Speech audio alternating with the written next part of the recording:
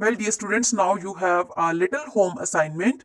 Read unit number 4, first aid, again focusing on the use of infinitive and gerund. Dear students, in the previous lecture, I have marked you infinitives and gerund, and I hope that you have marked all the infinitives and gerund in your book, because I have asked you to mark all the infinitive and gerund. So give a reading again in a way that you get to know about the use of infinitive and gerund and learn synonyms.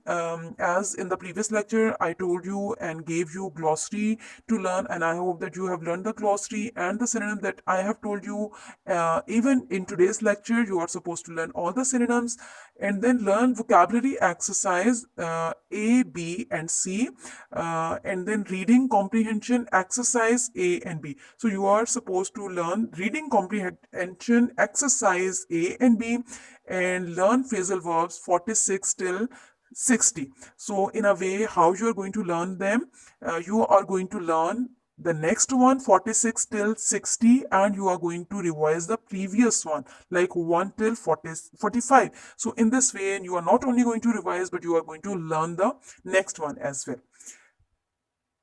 Thank you all. Work hard and Allah Hafiz.